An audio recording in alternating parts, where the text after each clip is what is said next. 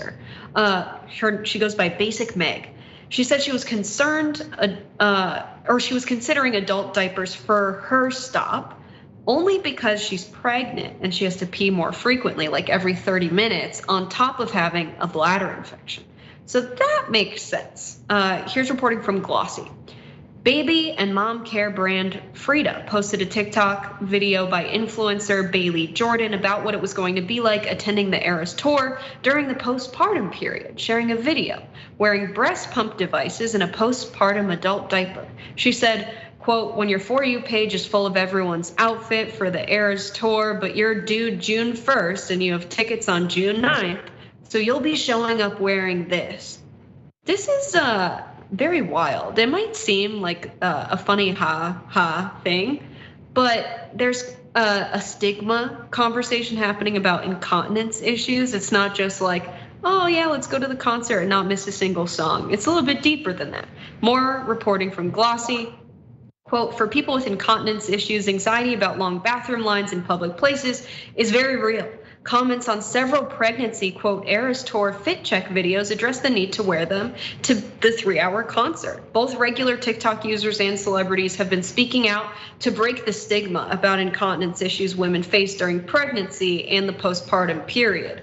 Shay Mitchell has posted on YouTube about needing to wear them while pregnant, while Chrissy Teigen has been candid about wearing them during her postpartum experience. Adult diapers were a $9 billion market as of 2019. According to Euromonitor data, an estimated half of all American women experience some level of urinary incontinence, with childbirth serving as a major risk factor. So yeah, Swifties are not the only ones who have ever worn diapers to events. We've heard of people wearing diapers when the ball drops on New Year's Eve. Jordy, what do you make of the diapers at the Eras tour? Whatever people want to do to enjoy their concert, I say go for it. And I was confused why they were doing this, and I looked up her set list, and it's 45 songs. So that just respect right there. That is a colossal amount of work, time after time. So I had no idea the tour or the set list was that long, and it's a 3-hour show. I mean, good for her. I just know it smells crazy in there. That's all we have. Jordan, you want to tell the people where to find your stuff? Sure. I'm on Twitter at Jordan Yule, and you can check out my podcast, The Insurgents, which Jessica has been a guest on multiple times on every major podcast platform. All right, thanks for being with us, everybody. We've got to go, but the Young Turks are on after this. Have a good day.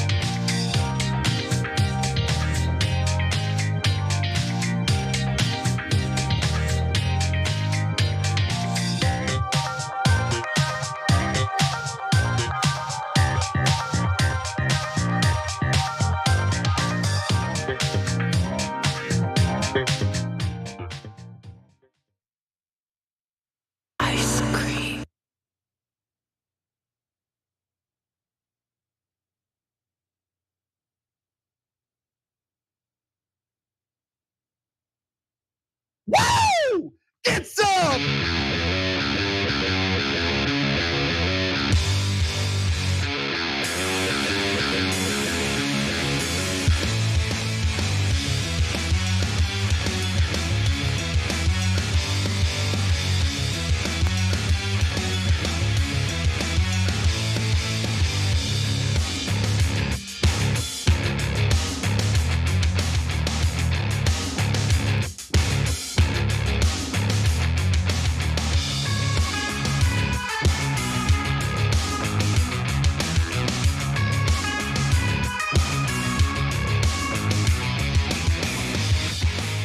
Welcome to TYT. I'm your host, Anna Kasparian, and today is a massive news day. Lots of fluidity in the show today, especially when it comes to the debt ceiling deal. So we'll cover the story as the details come in. The House of Representatives is set to vote on the debt ceiling deal tonight at 8 p.m. Eastern time. So by the time we end the show, we might have a decent idea in terms of whether the bill will pass the House of Representatives. But we will give you some of the other updates that developed since yesterday's show. Later in the show, we'll also have John Iadarola joining me for some lighter content, including Ron DeSantis trying and I dare say failing to hit back at Donald Trump. You'll see what I mean. We've got some video to show you. Lots of fun. But let's start off with something that isn't so fun. The debt ceiling negotiations and the unbearable theater that both parties are currently engaging in. This deal fails completely. Not one Republican should vote for this deal. It is a bad deal. This deal is absolutely one of the biggest abominations since I've been in Washington, D.C. What did Republicans get? Oh, I mean, I could totally tell you what Republicans got out of this deal, which is pretty much everything they wanted, even though they're going around and pretending as though this debt ceiling negotiation resulted in progressives of all people getting everything they wanted. No such thing occurred. Progressives got nothing. Democrats, honestly, the corporate Democrats got what they wanted, which was spending caps on government programs with the exception of defense spending. And what's amazing to me is you have the Republicans pretending as though this is just a massive spending bill when it is exactly the opposite. I mean, you could consider it a spending bill if you take into account the increased spending for defense. But just to give you a quick reminder of what House Speaker Kevin McCarthy and President Joe Biden agreed upon, here's what we know. It might change, but here's what we know. The bill text applies Congress's pay-as-you-go rule, otherwise known as PAYGO, which requires new spending to be offset by savings elsewhere, to executive actions. That would mean presidential actions like student loan forgiveness would require a huge offset. So the PAYGO rules in Congress essentially serve as a massive obstacle in getting anything material passed, anything that actually benefits ordinary Americans. And now, because of this deal, should it pass, the executive branch would have to deal with PAYGO rules as well. Is that something that progressives wanted, or is that something Republicans wanted? Let's keep going. The bill would also place a cap on non-defense discretionary spending. So any government program that offers any support to ordinary Americans will be capped. Negotiators agreed to cap annual discretionary spending for 2 years, okay, 2 years, keeping non-defense spending levels flat next year and raising them by 1% in 2025. That means funding for most domestic programs such as housing, education, and road safety initiatives will stay the same next year at around $936 billion. Now, it sounds like they're just capping spending for these programs, except when you take inflation into account, it ends up being a cut in spending. But there's more. Obviously, we've also talked about the work requirements that will be implemented in regard to individuals who need to rely on food stamps. Food stamps not really where I would look to cut spending or essentially provide more obstacles for people who might need that assistance. People who qualify for SNAP benefits get about $6 a day. The idea that we need to do away with these types of programs or severely cut them in order to pull America out of a terrible deficit situation is laughable to say the least. But let's be clear about something. That is what Republicans wanted, not something that progressives wanted. Nancy Mace, who of course is a Republican congresswoman, went on Jake Tapper's show on CNN today and said that this bill is a massive handout bill to progressive priorities. What a laughable statement, what a comical statement to make. And of course, Jake Tapper didn't push back and ask for specifics. And to be clear, there are no specifics because this bill gives Republicans what they want. And all of the huffing and puffing that you're seeing today from the Republican Party is just theater. And I think that they're trying to squeeze Democrats, squeeze the Biden administration into essentially providing more concessions.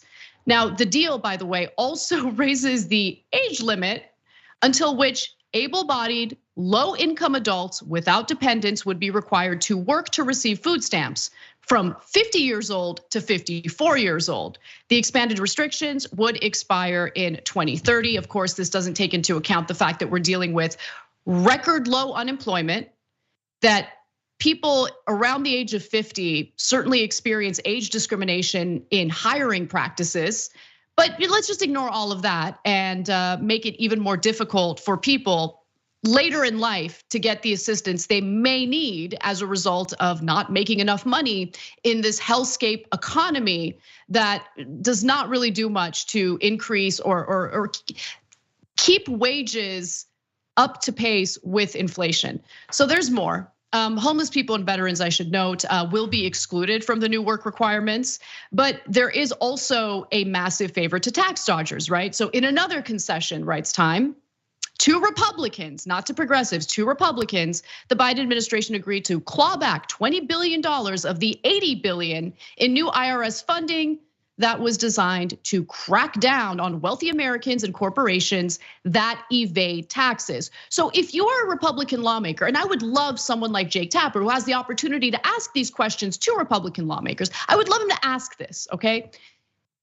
If this is supposedly a handout to progressive lawmakers, if this bill is just chock full of all sorts of provisions that the far left wing of the Democratic Party would want, how do you take into account the cut to resources that would allow for the IRS to do its job and ensure that wealthy tax dodgers no longer get away with refusing and failing to pay their taxes?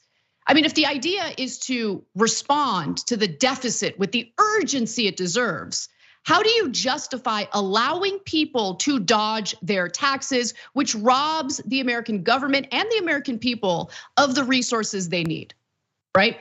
The $80 billion toward the IRS was supposed to end up increasing revenue for the federal government by ensuring that we collect more taxes to the tune of $200 billion. But of course, Republicans aren't serious about their concerns regarding the deficit. The deficit explodes under Republican leadership. That was certainly true under the Trump administration, and this nonsense continues.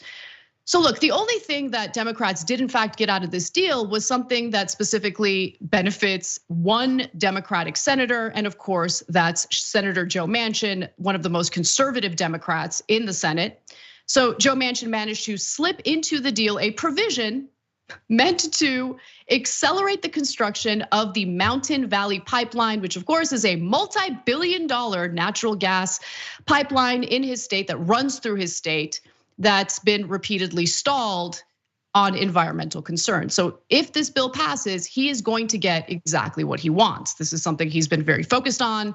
He will not let it go. He's very persistent. And so he snuck this into the debt ceiling negotiations. And of course, Biden is doing him a solid, even though Joe Manchin is the one who served as one of the major obstacles to Biden's agenda, the Build Back Better agenda. Okay, so apparently all of these concessions to Republicans isn't good enough. And apparently corporate media doesn't have the, I don't know, mental capacity to ask follow-up questions when Republicans come on their shows and pretend as though they didn't get everything they wanted. So with that said, the far right wing of the Republican Party is now threatening Kevin McCarthy, House Speaker Kevin McCarthy. They argue that, maybe they should consider revoking Speaker McCarthy's speakership role because he didn't do a good enough job. On a House Freedom Caucus call Monday night, for instance, Representative Ken Buck, a Republican from Colorado, floated using the motion to vacate, a rule that would allow any House member to force a vote to remove the speaker, two sources familiar with the call said. Then you have Representative Paul Gosar, a particularly nefarious figure in the Republican Party. He proposed using the threat to force McCarthy to allow members to amend the bill on the House floor under an open rule that would stall the bill's passage. Fascinating. Lauren Boebert regurgitated that point. So let's take a look at what she had to say while talking to Steve Bannon. This, at the speaker's request, is what I've heard. This was to be a closed rule with no amendments allowed. At his request. That's what I'm told. The speaker's not told me that directly. But now we have members who are working in the Rules Committee, who sit on that committee, saying, let's look at these amendments and consider opening it up. That's the way it should be. What amendments? What amendments, Lauren Boebert? What amendments, Paul Gosar? What amendments, Ken Buck? What exactly are they unhappy with? There will be increased spending on defense. There will be a cap, which translates to a cut when it comes to all other non-defense discretionary spending. There are work requirements implemented for the neediest people in the country, those who rely on SNAP benefits and food stamps. What more do they want? Matt Gaetz is continuing on with this ridiculous theater. Let's hear what he had to say. If the speaker puts together a Democrat-Republican vote yes for this, what will the Freedom Caucus do if the people who are objecting to this bill get overridden? If the Republicans get overridden by a Republican speaker teaming up with Democrats to pass this bill? Again, I think the operative question there is whether or not the speaker can get to a majority of the majority. If a majority of Republicans are against a piece of legislation and you use Democrats to pass it, that would immediately be a black letter violation of the deal we had with McCarthy to allow his ascent to the speakership, and it would likely trigger an immediate motion to vacate. Well, I guess now Kevin McCarthy needs to call Matt Gaetz's bluff, because they did in fact work with Democrats, and this is something that I find particularly disgusting on behalf of the Democratic Party. The fact that they would fight so hard to pass this bill that provides so many concessions for the Republicans and provides nothing for ordinary American people who voted them into office in the first place is just absolutely disgusting. So I want to go to a set of graphics. This series of tweets tells you exactly what happened, what Democrats in the House did to aid and abet Kevin McCarthy and Republicans in ensuring that there would be a House vote today on the debt ceiling bill, okay? So Grace Seegers writes the following: in a break with tradition, enough Democrats voted for the rule for the debt ceiling bill to pass. Traditionally, the majority party is expected to carry the rule without minority support, but 29 Republicans had voted against it. Democrats waited until the Republican noes were out before voting in favor. So get a load of this. 52 Democrats voted for the rule, allowing it to pass. And when I say allowing it to pass, I don't mean the bill itself. They voted in favor of a rule that will allow for a House vote on the debt ceiling bill. Okay, that's what Democrats engaged in. And House leadership, Democratic House leadership, I should say, with Hakeem Jeffries, serving as its leader, has already agreed to essentially doing what he can to ensure that this massive bill that's full of concessions to Republicans gets passed. He supports it. He made that very clear this morning. But I do want to just quickly speculate in regard to what it is that Republicans are so unhappy with. Now, I do remember that during the negotiations, an issue regarding making some of the Trump era tax cuts for the rich permanent, that came up. So as far as I know, the current iteration of the debt ceiling bill does not include making permanent the Trump era tax cuts for the rich. That could change, because remember, what Republicans are engaging in right now is theater. But there's something else, something that I didn't actually think Republicans were serious about, but maybe they are. So Republicans allegedly wanted not 2 years of spending cuts on non-defense discretionary spending, on government programs that help ordinary Americans. No, they wanted 10 years, a whole decade of spending cuts for these government programs. So is that what they're holding out for? Who knows? But one thing that became clear to me after listening to Lauren Boebert speak to Bannon about why she's so upset, she didn't specify what she wants exactly, what kind of amendments she would present at the House, but she did seem to really, really care about being able to do these hearings, to have these debates. And really, those are the opportunities that members of Congress, both on the left and right, have an opportunity to provide this illusion of governance, right? These debates on the House floor, these hearings that they engage in, that gives the American people the idea that they're actually fighting for you, that they're trying to work for you. It's a part of their campaigning.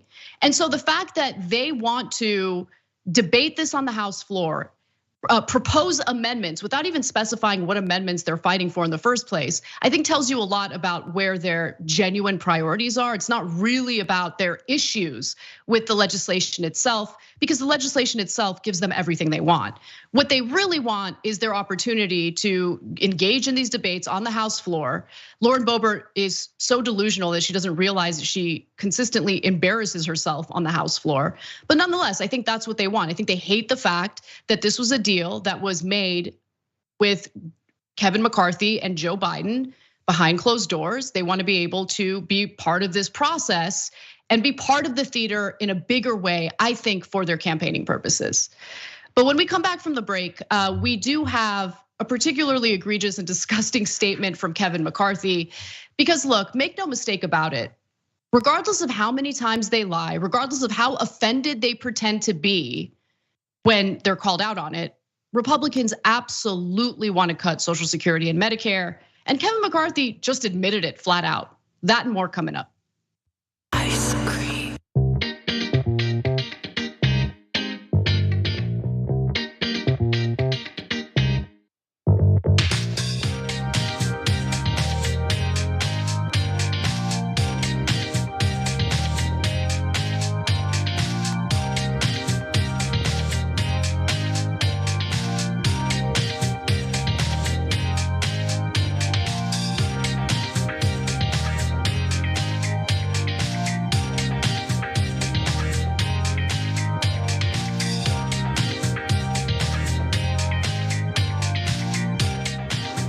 What's up, everyone? Welcome to our first social break of the day. I'm gonna start with our TYT.com members. Mickey C, the silver-haired dragon, says, although I doubt that the progressives would have the guts, I so hope the Democrats vote the debt ceiling bill down. Listen, as former President Bush once said, the secret is keep expectations low. Actually, I don't know if he said that. I feel like it's something he would say, but it's something that I would say in this context. So keep expectations low. Squirrely Siege says, sweet Christmas, Republicans are just children. Even when they win, they have to cry and act like the victim. My 10-year-old doesn't demand attention as much as these chuckleheads. So look, yes and no. I think what the Republican Party is doing right now is, as ridiculous as they might seem to us, pretty strategic. Because they're trying to squeeze every last possible concession from the corporate wing of the Democratic Party. And to be fair to them, they usually get it. They usually get it. So who knows what if it doesn't pass tonight, if it doesn't pass the House tonight, who knows what new, more awful iteration of the debt ceiling bill we're going to have to deal with, okay? So they know what they're doing, and that's the most depressing part about all of this. Art Guy says, so the bill is too progressive, too conservative, and too liberal at the same time. Got it. I know, our government is so broken. It's so broken. OJam says, Jam says, Republicans are getting everything they want and they're still threatening to burn it all down. Meanwhile, Biden is too afraid of being called a communist by right-wing media to use any of his power to help us. Screw the Democrats. I have a little bit of a different take. I think that Biden, being a senator from Delaware, has always been a pro-corporate politician. If you look at his history, if you look at the legislation he championed, I mean, think about it. I mean, he was the author of the bankruptcy bill, which absolutely destroyed students in this country. That made it impossible to, do away with your student loan debt, even if you file for bankruptcy. That's who Joe Biden is. Joe Biden has consistently looked out for corporate interests. So I wouldn't say he's afraid of being called a communist. I would say that he is engaging in theater himself, pretending like he's playing hardball with Republicans while he's giving them everything they want. Kabuki Dragon, formerly Maui Greg, says, yay America, where our only choice is between greedy corporatists and greedy corporatists who want to exterminate everyone who isn't a white, cis, hetero Christian. Well, they certainly campaign on stuff like that. So yeah, I mean, we're in a pretty dire situation. All right, I'm gonna move over to our Twitch subs. We've got Felicity91, yay, give me some Anna solo hour today, but so excited to see John in the second hour. Same. I miss John. He wasn't here last week, but I'm really happy he's here this week. Zotenjuro resubscribed for 26 months. Thank you for your support and thank you for your comment. You write, thank you for honest news. My pleasure. I hope that I'm always providing a service for you guys and informing you to the best of my ability. Let's get back to the show.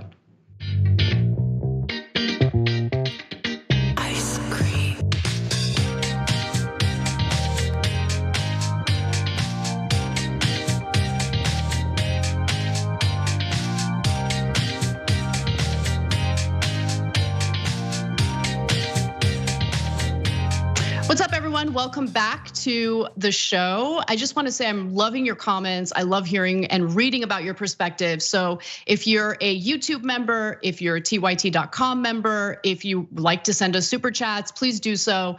I do want to hear your take on where we currently are with the debt ceiling negotiations. I want to hear what you think about how Democrats have handled this. So write in. I really enjoy reading from you guys. All right, with that said, I do want to move on to Kevin McCarthy saying the quiet parts out loud. And this, of course, has to do with the most popular social spending programs in the country. Let's watch. And now we're cutting.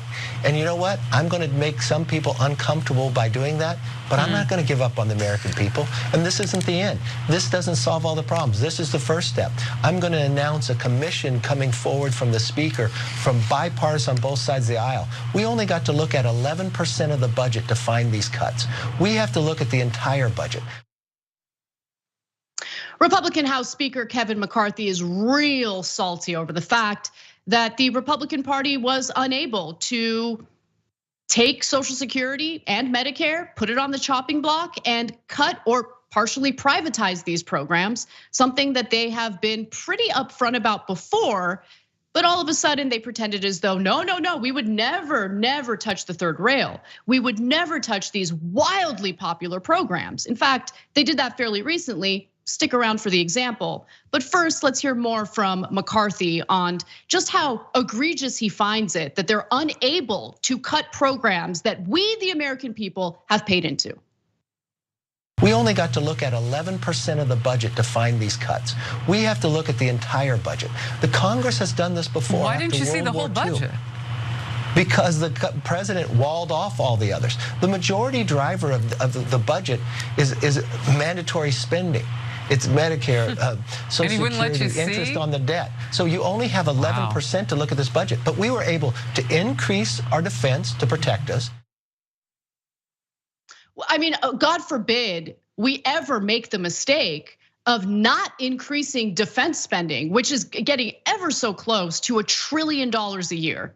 I mean, it's just absolutely disgusting that he is openly admitting, like, we should give ourselves a pat on the back, am I right? I mean, we managed to increase spending on defense while cutting some social spending programs that help the poor, that help ordinary Americans. But God, I'd really like to do more. I'd really like to cut Social Security and Medicare which we have paid into. Look at your pay stub right now.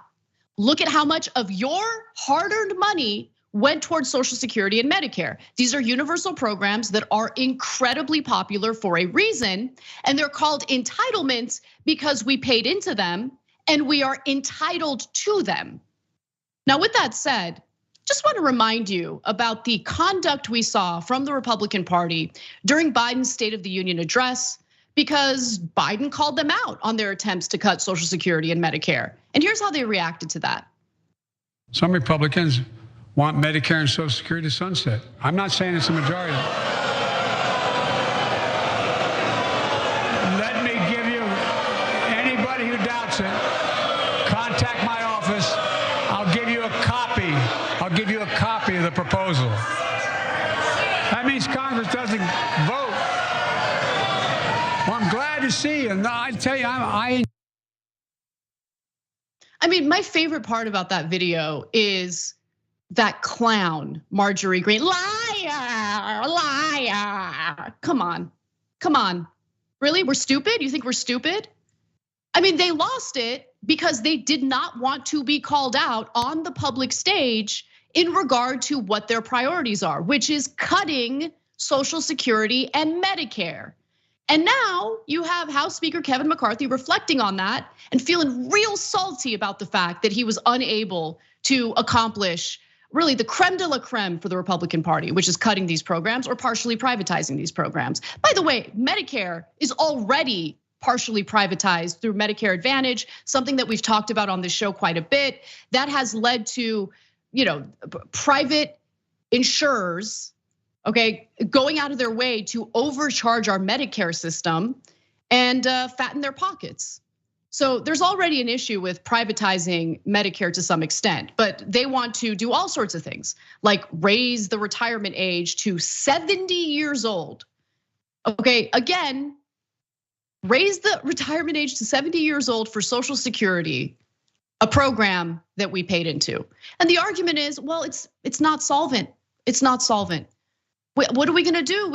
We can't stay afloat with Social Security. It's just a costly program, except there is a solution. I'll get to that in just a moment. Before I do though, let's talk a little bit about why Republicans had that reaction after they were called out by President Biden during his State of the Union address. In April, Associated Press and NORC did a poll. They wanted to see where the hearts and minds of American voters were when it came to Social Security and Medicare. Do they favor these programs? Are they open to potentially cutting these programs or raising the retirement age? Let me give you the results. 79% say they oppose reducing the size of Social Security benefits, and 67% are against raising monthly premiums for Medicare. About 65 million older and disabled people access government-sponsored health insurance through Medicare and rely on monthly payments from Social Security. Let me just quickly give you this side note because it's important. Part of the reason why Medicare and Social Security is considered the third rail, part of the reason why it's such a popular program that's incredibly difficult to cut or privatize, is because it's universal. It's because everyone, regardless of what their income happens to be, will benefit from these programs once they hit a certain age. So when we're thinking about policies that would improve material conditions for Americans, we need to think about it in a way that will make the policy foolproof and will make it difficult to reverse the policy. I think the magic of Social Security and Medicare is the fact that it is a universal program. With that said, let's get to some more results from this incredible poll. So the same AP NORC poll found that a majority, 58% of respondents, support the idea of increasing taxes on households making over $400,000 yearly to pay for Medicare. Now that was something that President Biden tepidly suggested, tepidly proposed. Of course, he didn't fight for it or do anything about it, but I would love to see a Democrat actually put their money where their mouth is. Here's some more interesting data from this poll. Some Republicans have floated the idea of raising the eligibility age for Social Security and Medicare to keep the programs solvent or flush. But a majority of Americans overwhelmingly reject that too. In fact, 3/4 of Americans say they oppose raising the eligibility age for Social Security benefits from 67 to 70 years old. And 7 in 10 oppose raising the eligibility age for Medicare benefits from 65 to 67. And that doesn't surprise me at all. Again, if it's something that you have paid into, if it's something that you are entitled to, the idea that the Republican Party should be able to privatize or cut those programs is ridiculous. But here's a very simple solution. If you're genuinely concerned about funding Social Security, we could just do away with the tax cap that the wealthy benefit from. So if you look at your pay stubs, you'll notice the amount you get taxed for Social Security specifically. The vast majority of Americans will be taxed over the entirety of their yearly income. But for wealthy people, once they hit a certain amount of money in income each year, Social Security, they stop getting taxed for Social Security. So I looked up the chart from the Social Security Administration to see what the cap is for this year. And if you can see in 2023, anyone making above $160,200 will no longer be taxed for Social Security above that amount. So in other words, for wealthier people, for high income earners, the percentage of income that they contribute to Social Security is obviously much lower than what ordinary people making an ordinary salary contribute. So why don't we just do away with the tax cap? Problem solved. But you'll never hear Republicans make that point or even offer up that solution because they love tax cuts. They benefit from the tax cuts themselves. But what's even worse is that the corporate wing of the Democratic Party, and let's be clear, the corporate wing of the Democratic Party dominates the Democratic Party. They also don't suggest it, ever. I never hear them suggest that. So the idea that we need to hurt individuals, hurt ordinary Americans who A, love these programs and B, paid into these programs is just flat out wrong, needs to be called out. And while you might be called out here on this show, you're not gonna hear it in corporate press, ever, ever. They engage in the theater themselves. They pretend like it's an urgent matter and we need to cut Social Security or privatize it immediately or raise the retirement age. But there's a simple solution, and that solution is never delivered to the American people. All right, there's a big breaking news story. I'm gonna take a quick break, and when we come back, we'll talk about some pretty damning evidence that will work against Trump's defense in the classified documents investigation. That and more coming up. Ice cream.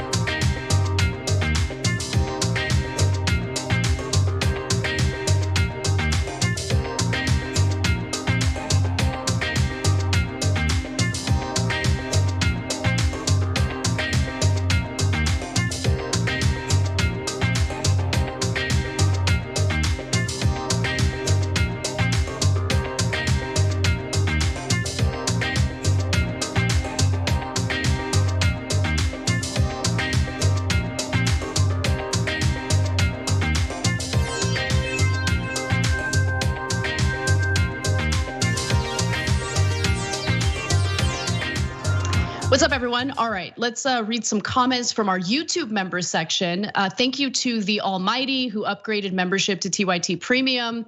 Little Tunchi, I like that name. Mohand says, cut everything that has to do with poor people, but the defense budget and $2 trillion tax cut for the rich can't be touched. How does that make sense? It makes sense in a government that has corruption baked into it. When corporate interests and the money that they funnel to these politicians takes priority over the best interests of constituents. That's really what's going on here. Grumpy Cat says, you give repukes an inch, they'll take a mile. Right, and let's not make the mistake of thinking that corporate Democrats begrudgingly gave them an inch. Again, I can't emphasize enough how much this is just all theater, right? The battle. It's not really a battle. They serve the same corporate donors. Both parties wanted this. That's why you don't really see a fight coming from Democrats. Pete writes in and says, both Democrats and Republicans are responsible and they both get what they want. Biden bought time and distance from the problems he's facing. The donors got what they want and the GOP, their cuts. Yep. I think it's a good read on it. Modern Relic says, why should Republicans get anything? That's where I'm at. If I were president, I'd be like, oh, you're not gonna raise the debt ceiling? Oh, your precious stock portfolio is gonna suffer? Okay, let's see. Let's see what happens. I mean, I'd play hardball. And of course, the media would freak out about it because they would think that, the global economy is gonna collapse, that Republicans won't end up raising the debt ceiling. Believe me, they've got skin in the game, financial skin in the game. They would have raised the debt ceiling. There was no reason for Democrats to engage in this ridiculous debate and negotiation process. All right, let's move on to our super chat. We've got Stinky Feet who says, don't we go through this debt ceiling song and dance every year? Almost every year, yep. They pretend as if the economy will collapse when we all know they won't allow it. Stinky Feet, you get it. You get it, absolutely. T. Chala Sun says, and I'm sorry if I mispronounced that handle, Dems love pay-go. Absolutely, it serves as a very convenient excuse for why they can't accomplish what they purport to want to accomplish.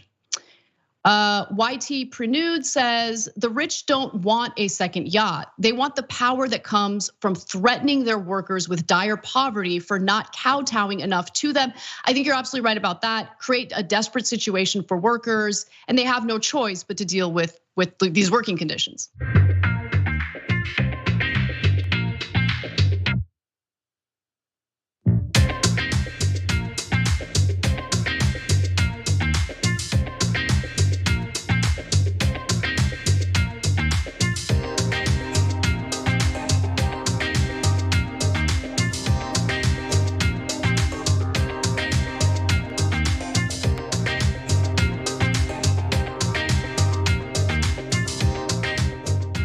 Welcome back to the show, friends. I'm Anna Kasparian, and we have a pretty big breaking news story that will not change a damn thing when it comes to Republican voters who support Trump. Nonetheless, let's do it. Sources telling CNN, federal prosecutors have obtained an audio recording of a summer 2021 meeting where the former president acknowledges he held on to a classified Pentagon document about a potential attack against Iran. The recording indicates that not only did Donald Trump know he had classified materials in his possession after he had left the White House, but that Trump also seemed to know there were limits on what and how he could declassify records since he was no longer president. Breaking news, Donald Trump is a liar. I mean, look, I guess it's good that we have evidence to prove it. How much of a difference it makes, I'm unsure about. But that's right, what you just heard from Jake Tapper happens to be true. We've just learned, according to CNN, that Trump was caught on tape in a recording admitting that he not only had classified documents in his possession that he really should not have had in his possession, but there were other elements in that recording that should concern you, especially when you hear about where the recording took place. So if you're wondering why or how this conversation could have been recorded, here's your answer. This meeting was back in the summer of 2021 at Trump's Bedminster Golf Club. And among the people in attendance were several Trump aides and two people working on an autobiography of Mark Meadows. Now, Mark Meadows was not in attendance at this meeting, but during this time, Trump was in the habit of having his aides record any conversations with journalists, writers, or people working on books. We're also told that you can hear like paper rustling. It appears that he might be waving something around, though it's unclear if he's waving this document that he's referring to or if he's waving something else. Now, perhaps more importantly for investigators, on this recording, you can hear Trump suggest that he would like to share this information with the people he's speaking with, but he acknowledges that there are limits to his power to declassify post-presidency.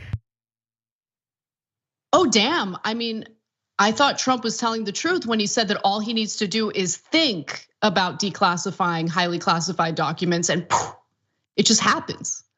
Wow, turns out he was lying. Who would have known? Now, Mark Meadows' autobiography apparently substantiates the report. So according to CNN, Meadows' autobiography includes an account of what appears to be the same meeting during which Trump recalls a 4-page report typed up by Trump's former chairman of the Joint Chiefs of Staff, Mark Milley himself. It contained the general's own plan to attack Iran, deploying massive numbers of troops, something he urged President Trump to do more than once during his presidency, which would have been a disaster. I'm glad he didn't listen to Mark Milley. However, the 4-page report also mentioned that there is a different document than the classified one that Trump was apparently waving around during that meeting. So if you've lost track of Trump's excuses for why he was able to steal classified documents from the White House and take it home with him, first of all, we don't blame you. He's dealing with so many different investigations as we speak, but here's a recap. Initially, Trump allies argued he had a standing declassification order so that documents removed from the Oval Office were immediately declassified. But by the way, it's not a thing. A few weeks later, Trump told Fox News that he could declassify things just by thinking about it. Just by thinking about it, folks. Earlier this year, Trump's legal team told Congress that classified material was inadvertently packed up at the end of the administration. Most recently, Trump told CNN at a town hall that materials were automatically declassified when he took them. Again, that's not a thing. In fact, some of the documents he had in his possession weren't just classified. And look, I will also admit that it appears that the federal government likes to declassify all sorts of documents that really have no business being, they classify documents that really have no business being classified, right? There's really no reason to classify them. However, some of the documents that Trump had in his possession weren't just classified. They were top secret documents that you can only review in a protected government facility. And what's clear from what we're seeing in this new reporting and in these recordings is that Trump knew that what he was doing was wrong. And also Trump was communicating about these classified documents with others. So this new information is very likely going to hurt his defense in this investigation. I'm gonna be completely real with you guys. I think that even if he's found guilty of intentionally taking classified and top secret documents home with him when he knew he wasn't supposed to, I don't think he's ever gonna see the inside of a jail cell. But one thing that I do know for sure is that even if he's found guilty of all of this, even if the evidence is so damning that one would assume that ordinary Americans would turn on him, you shouldn't make that assumption. It ends up lionizing him. It ends up turning him into some kind of martyr.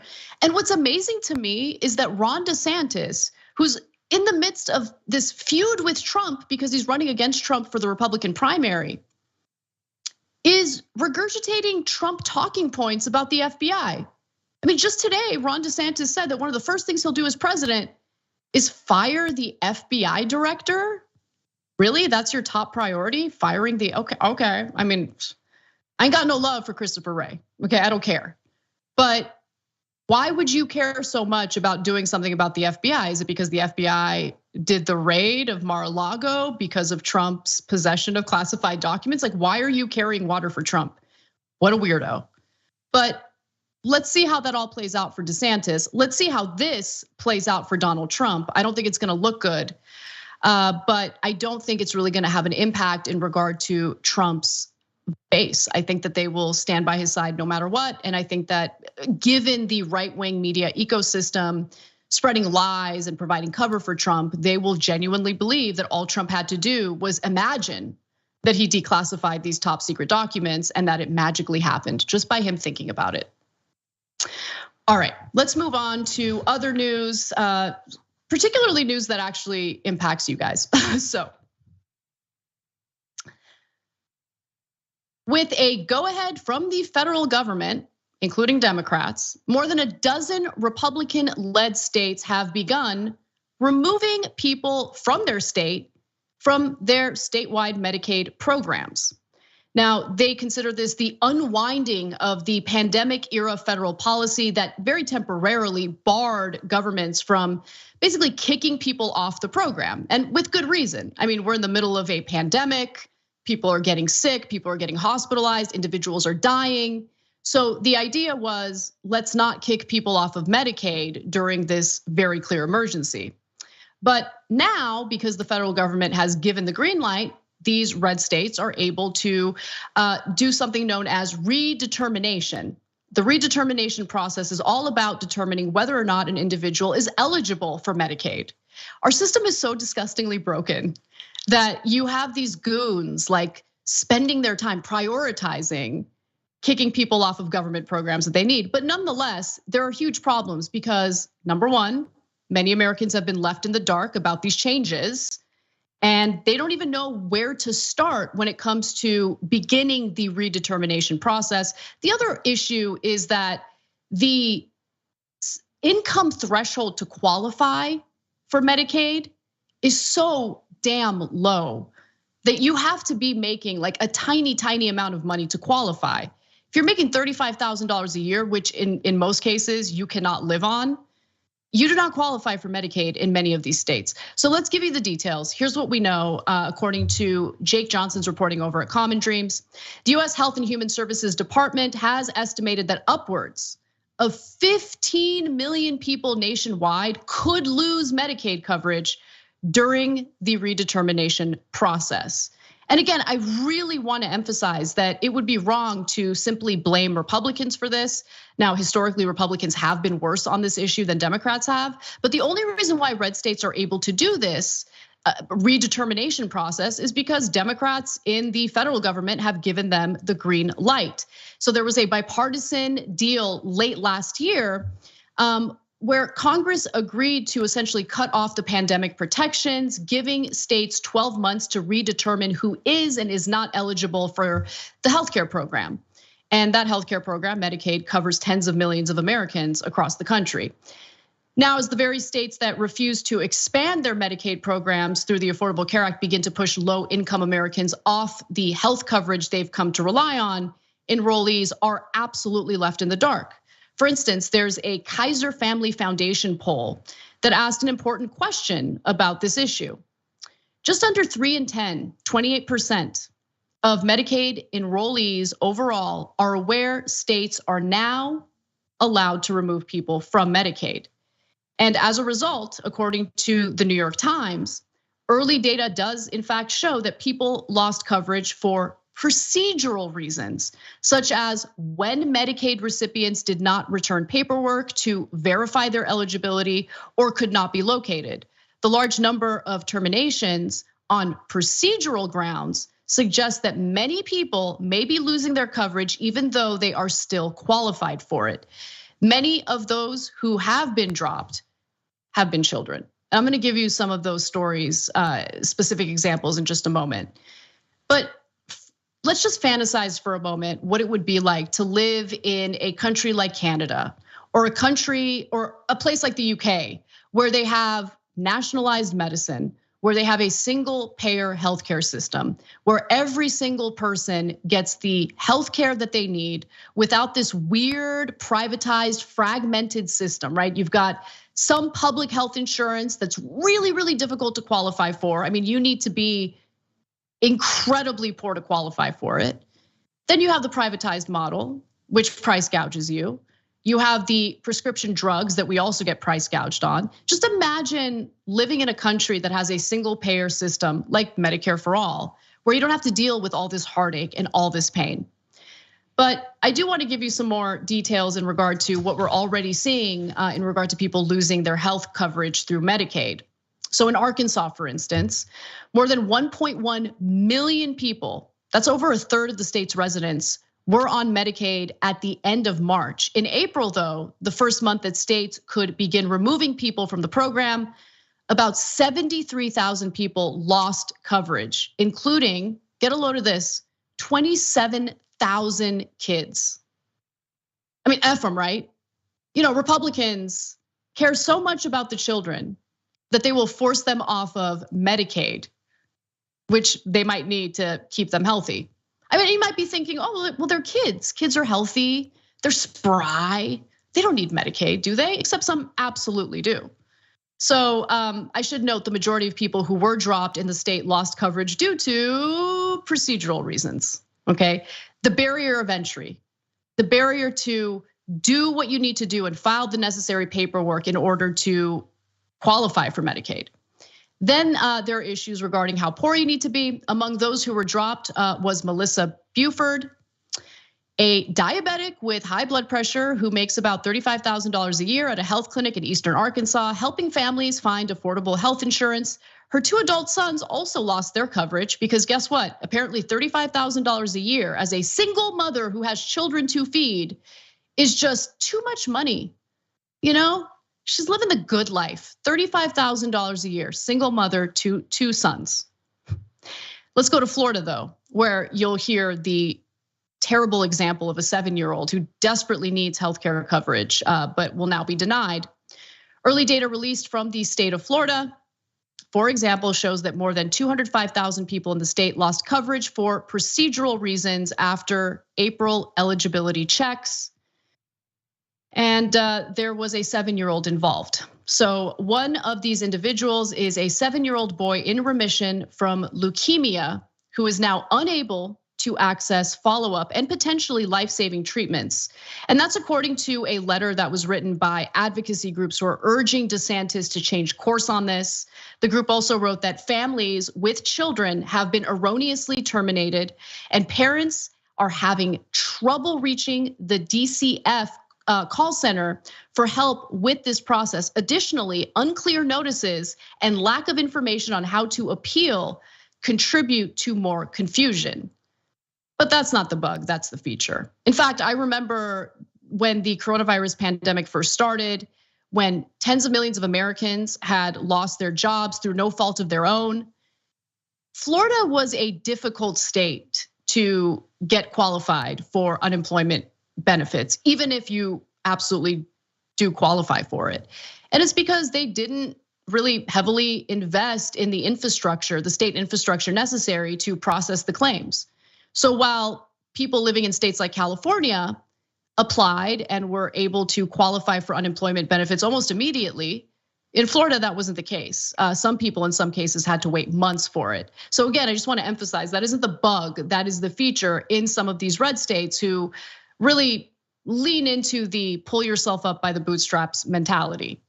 And in the end, millions of Americans absolutely will be affected by this. The Congressional Budget Office, for instance, estimated earlier this week that states' Medicaid eligibility checks will likely leave 6.2 million people without any insurance at all. America, land of the free, home of the brave. Place where even as a 7-year-old child who is dealing with leukemia, you might not get the coverage you need. And it's just so shameless. Republicans are so incredibly shameless about this. But by the way, I don't really hear a peep from Democrats either. All right, I do want to end the first hour on a story that I love, because it seems like the inflation narrative that we heard from people like Larry Summers was complete BS. And now even publications like the Wall Street Journal have no choice but to admit it. So let's talk about it. The Federal Reserve, of all places, is finally confirming what we as progressives have already known. High wages for workers did not translate to the inflation that the country is currently experiencing, not even close. So this analysis was done specifically by the Federal Reserve Bank of San Francisco. And here's what we know based on the analysis. So a measure of wages favored among economists and policymakers explains only about 0.1% of the 3 percentage point increase in consumer price inflation, excluding food and energy. San Francisco Fed economist Adam Shapiro said in an article published Tuesday on the bank's website. So let me really emphasize that again, okay? Rising wages only accounted for 0.1% of 1 percentage point of the 3% inflation that the country experienced. So negligible to say the least. In fact, recent evidence shows that wage growth tends to follow inflation, as well as expectations of future inflation, Shapiro wrote. So in other words, when we experience inflation, some employers tend to raise wages a little bit so their workers can, cope with the fact that inflation is impacting their ability to live, their livelihoods, right? So it follows inflation. The wages increasing follows inflation. That never gets talked about. So I'm glad that Shapiro mentioned that in his analysis. Now, what's really driving inflation? We talk about it on the show quite a bit, but in case you missed our coverage on that, here's a reminder. Some economists say that the reason could be that some companies are taking advantage of an opportunity to increase their profits. While supply chain disruptions caused by the pandemic and the invasion of Ukraine by Russia have pushed costs higher in recent years, studies have found that several companies have raised prices far above those cost increases, and this is especially true for goods and services. There's something intentional happening here. Explain that. Hi. Yeah, well, you referred to the increase in costs. I mean, all of us know that this has happened, right? So you're inclined to be a bit more forgiving when you see, the price of something that you regularly buy going up. You assume that, a competing item has probably gone up too.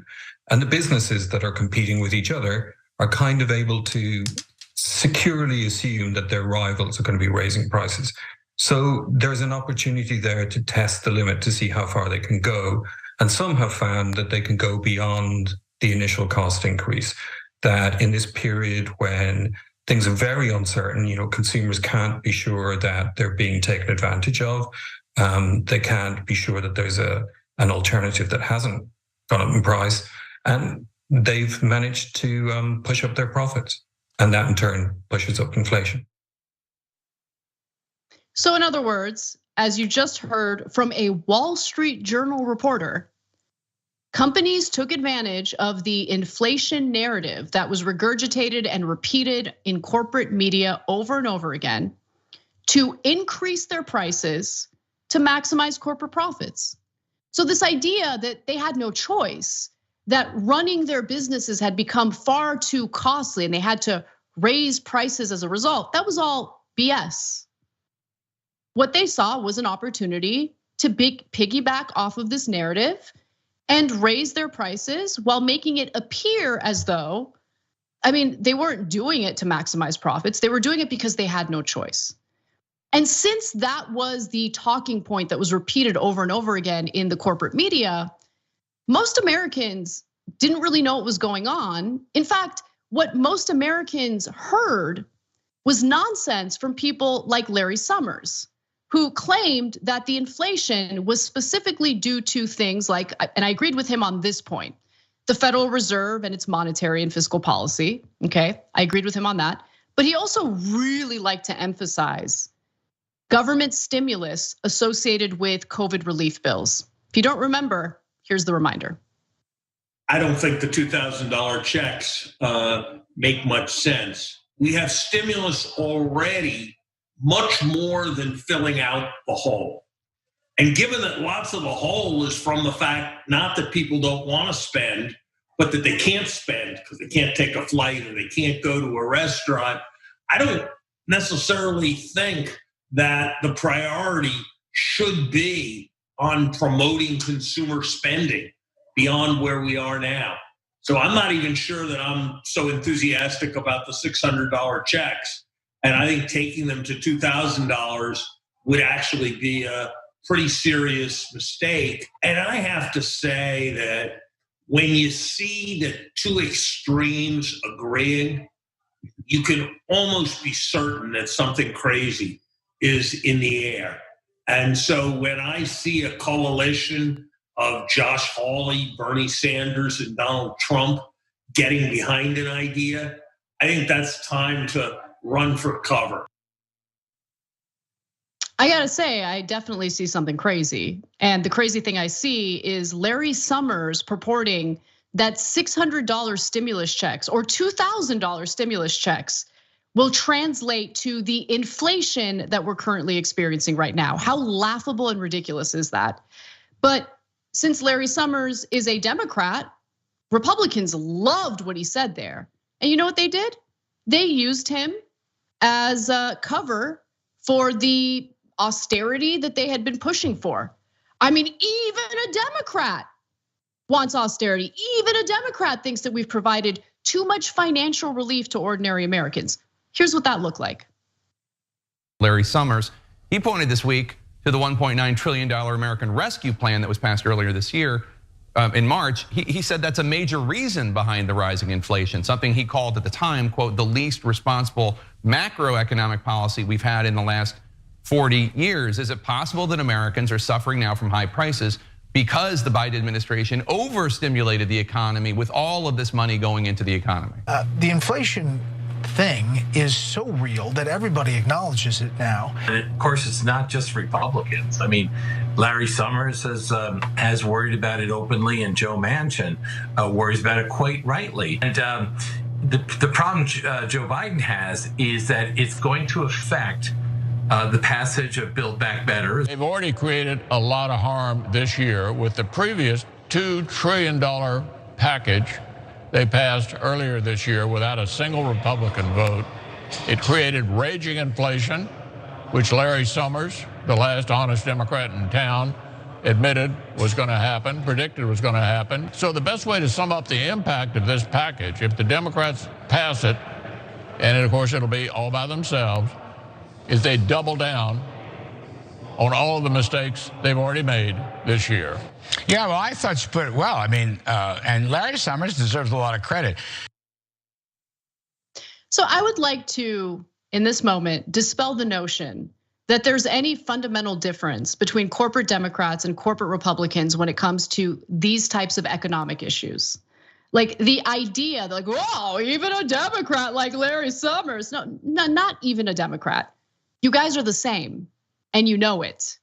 And the audacity of Republican members of Congress, any member of Congress, speaking out against a tiny, tiny bit of financial relief for ordinary Americans as they very likely engage in insider trading in their positions of power is just unbelievable, pathetic, and should be called out. Again, should be called out in the very least by the media, by actual journalists.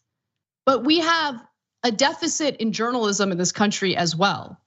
And what's so frustrating is that part of the theater that we have to consume every single day in the press is this idea that corporate Democrats and corporate Republicans, individuals who are bribed by the very same moneyed interests, are somehow fundamentally different on economic issues. They're not.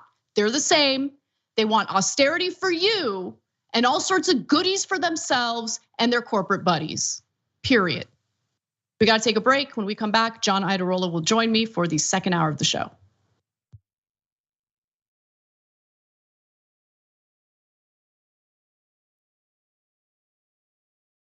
There's 2 hours of solid, fact-based, timely news and progressive commentary on all today's most important stories. We keep our viewers informed while also providing perspective and insight on the news we cover, so you understand not only what's happening, but also what's happening behind the scenes, the stories behind the stories. We play musical chairs and put these children in one awful detention facility to the next. That's what's happening at the border. The things that got him banned, he's still spreading. So presumably, I think it's reasonable to say that if you allow him back on the website, he's going to do it again. Any legal voter that we deem not willing to vote for my side shouldn't vote because it'll replace me that's supposed to vote for my side. That's not how voting works. That's not how democracy works. And while many people following today's political news can get discouraged about the direction of the nation and the world, that's not us. At TYT, we're genuinely optimistic about the future, and with good reason. Today, wide majorities of Americans agree with our progressive stances on issues ranging from healthcare and education to climate, immigration, and wages. The rising generation of young people people are also overwhelmingly progressive in their political beliefs and policy objectives. And they're increasingly flexing their muscle as voters and activists to demand change from our elected officials. The traditional mainstream media is mostly AWOL. They, along with the government and many other cherished institutions, have been captured by corporate interests. Audiences sense that they're not getting the whole story or even the truth from once trusted outlets, whether broadcast and cable TV news networks or national newspapers and magazines. The antidote is the Young Turks. Unlike mainstream corporate outlets, we're not beholden to corporate advertisers, to defense contractors, to Wall Street, or to Big Pharma, and we don't carry water for the Republican or Democratic parties. So watch us Monday through Friday at 6 p.m. Eastern, 3 p.m. Pacific, and join the thousands of progressives around the globe who tune in every day for TYT's unmatched, award-winning content and see what it's like to experience a news organization that only answers to you. I don't care if you're Christian. In fact, I will fight for you to have your religious liberty and practice your Christianity. I believe in that. I don't believe in Christianity, which means that you do not get to dictate the way I live my life based on your religion. I don't care what the Bible says. You have every right in the world. All those women who identify with your religion have every right in the world to not get an abortion, to not take birth control, but they do not have the right to dictate my life and what I decide to do with my body. I don't care about your goddamn religion. I'm so tired of having nonstop conversations about what the Bible says. You live your life in the way that you interpret the Bible. Again, I don't care, but you don't get to take the Bible and tell me, well, the Bible says this in this chapter, in this verse. I don't care. I don't care, I don't believe in it, and I have the right, based on our Constitution, to not believe in it.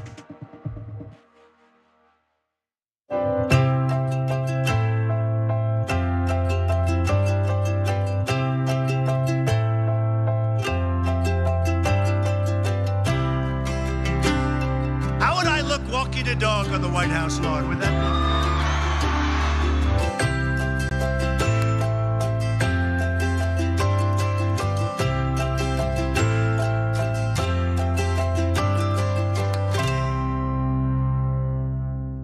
People still don't know what the word feminist actually means. Not even that, people are still angered by the word. People think feminist is a bad word, but it's not. There are gradations, there are different ways. The people who are against gender equality love to use like militant feminists as the representatives of all feminists. It's untrue. I don't know why you'd be threatened by strong women unless you were an incredibly weak man. If you don't have equal rights, or you're not treated the same way, well, wouldn't you be angry? I yanked it as hard as I can. Your words. Bart, please grab those. Ice cream.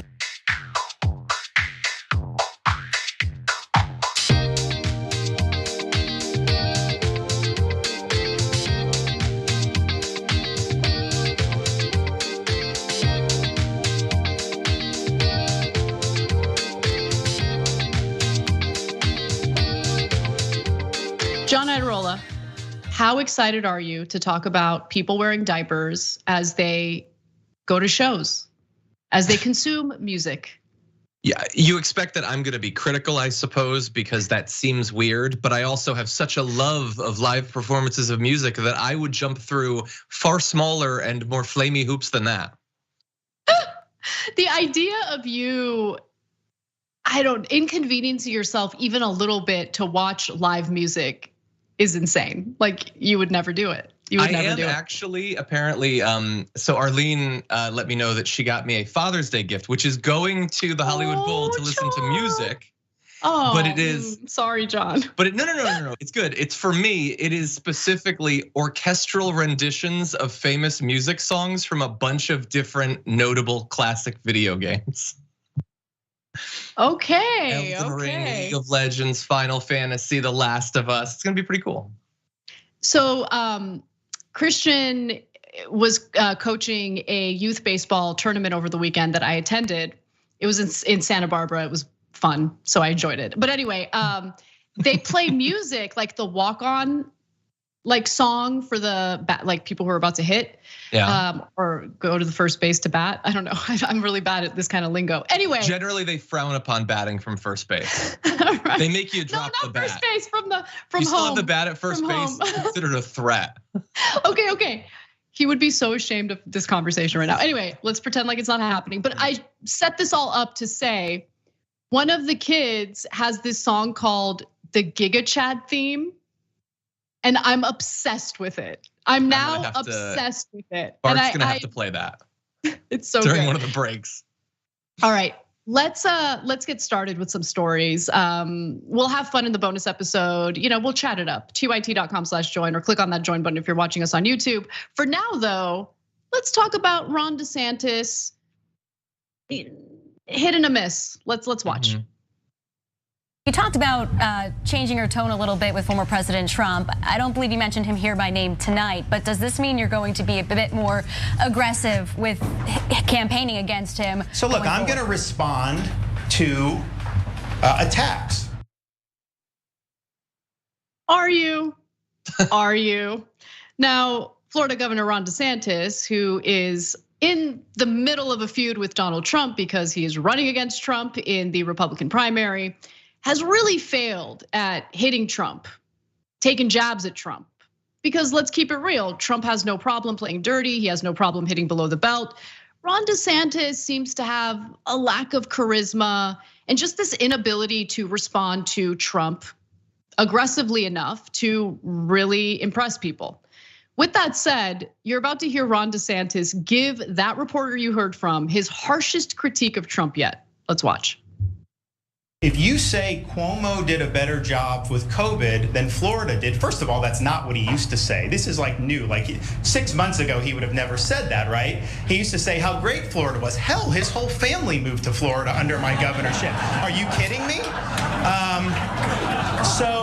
So some of this stuff I think is, look, if someone is saying that, I am gonna counterpunch, I'm gonna fight back on it. I'm gonna focus my fire on Biden. And I think he should do the same. He gives Biden a free pass. I'm focusing on Biden. That's my focus. Oh, so you don't kick sideways, you kick forward, just like Nikki Haley. Mm-hmm. What do you think, John? You think that was hated that in like 6 different ways. That was bad. What are you talking about? What is up with that? Criticizing me? This'll win over the conservatives. That's not gonna work. First of all, he goes immediately from I'm gonna respond, I'm gonna counterpunch, and then I'm only gonna talk about Biden. And he should do the same. I know. So don't talk about me, talk about Biden. Come on, I'm tough, am I not? And like, look at these people who desperately hope that I win because otherwise their career in Republican politics is done or clapping. So I've got to be great. Every bit of what he just said could have been delivered probably slightly better by Jeb Bush. It had very strong Jeb Bush energy. Low energy Jeb. Yeah, look, he's got a difficult task ahead of him. He has to attack. And there's no real reason to believe that he's the guy that could actually make that work. It's just that that's the only way to take down Trump.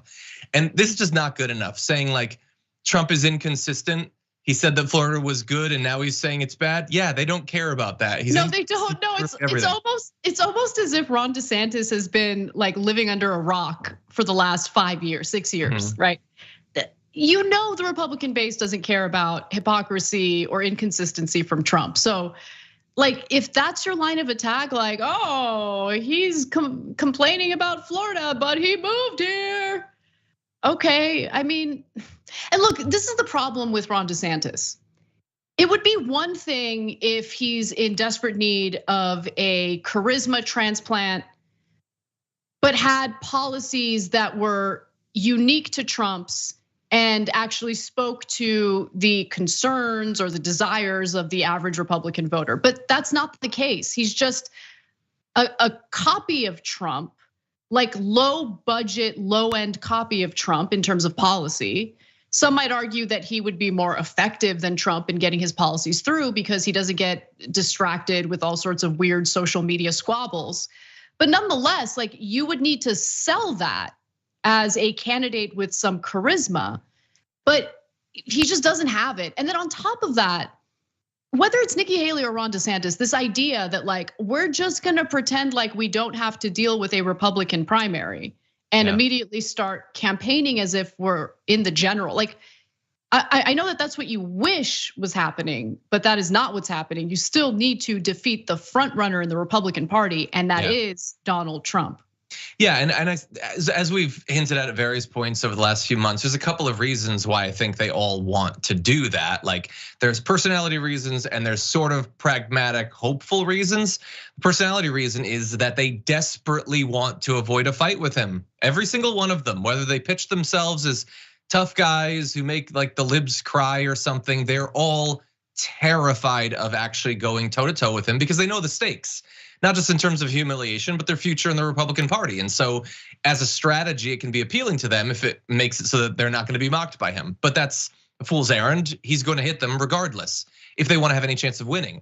The other reason that they're all to some extent doing that is every one of them is like getting on their knees and praying every night that Trump just goes to jail and that's it. And then they didn't have to get in a fight with him. And they didn't have to, anger the MAGA base. In that case, it's actually not a bad strategy, but but that requires the same sort of hope in the system that I think a lot of maybe people who watch this show took years to get out of their system. Right. The belief that the system will function does not often come true. I love that you mentioned that. You're absolutely right, which is why I have no faith that Donald Trump, regardless of the crimes he's committed, will see the inside of a prison cell. I could be wrong, but I just have so little hope in our criminal justice system overall, especially when it comes to people in positions of power or the elite serving consequences for the actions they took part in. But I do want to give you a few other examples. Maybe we're being unfair to DeSantis. So why don't we do a quick comparison, okay? We'll start off with DeSantis trying to go after Trump and then compare that to a pro-Trump ad. And then we can, really gauge what's going on here. Ron DeSantis loves sticking his fingers where they don't belong. And we're not just talking about pudding. DeSantis has his dirty fingers all over senior entitlements. Like cutting Medicare, slashing Social Security, even raising our retirement age. Tell Ron DeSantis to keep his pudding fingers off our money. Oh, and somebody get this man a spoon. Make America Great Again, Inc. is responsible for the content of this advertising.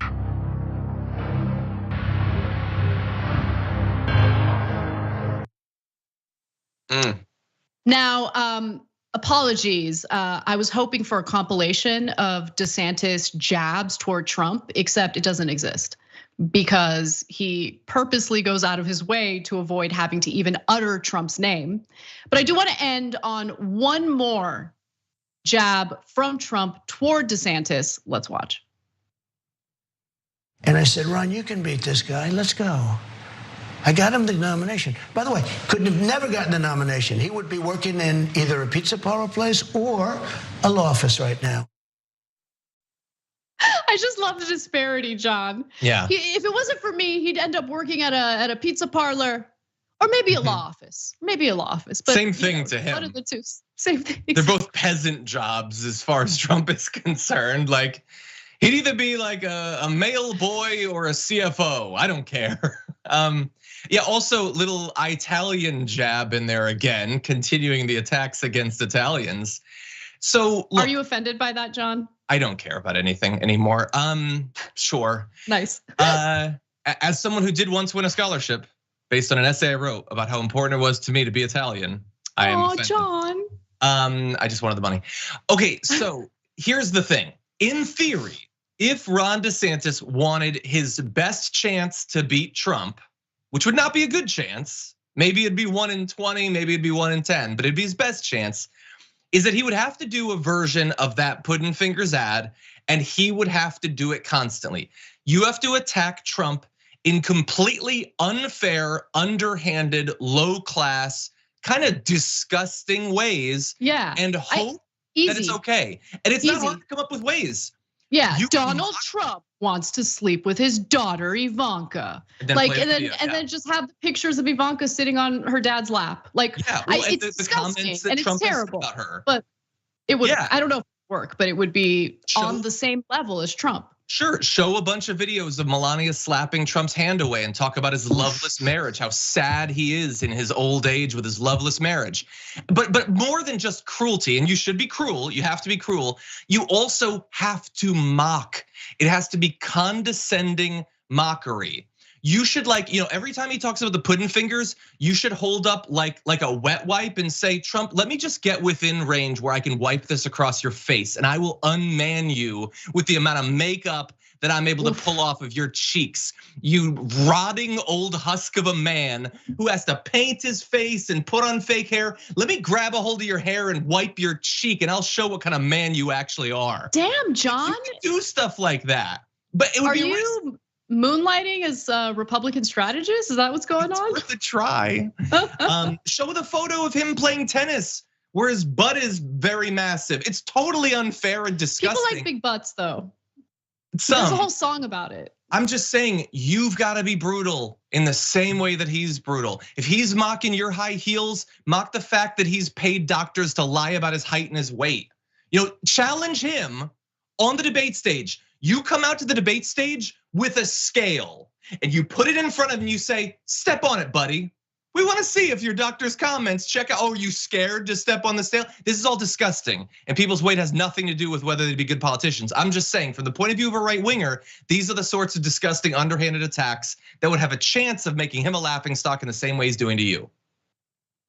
This country is so embarrassing. It just is. USA, USA. We gotta take a break. When we come back, we're gonna move on to minimum wage and how Americans feel about a possible $20 an hour federal minimum wage that will never happen. That and more coming up. Ice cream.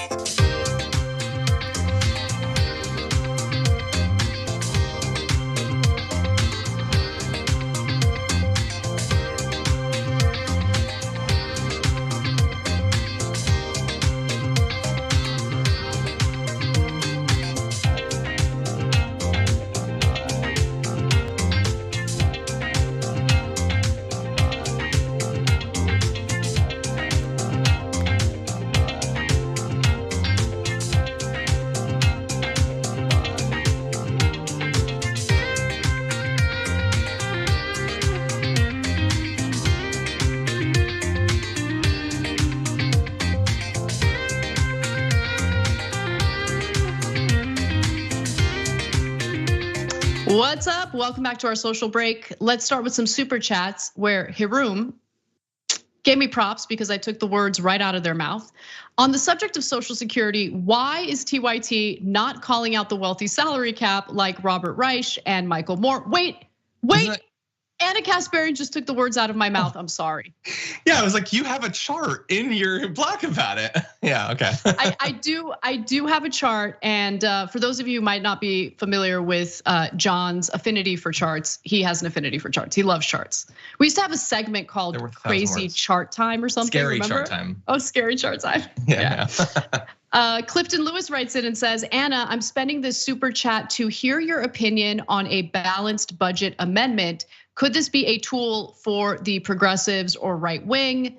Balanced budget amendment. I mean, I need to read the details about that. It really depends on how that's implemented. But when I hear balanced budget amendment, I typically think of Republicans who are looking for austerity, looking to pass austerity. So anyway, but I'll look into it even more in the context of what's currently going on. And if there's anything interesting to share with you all, I absolutely will.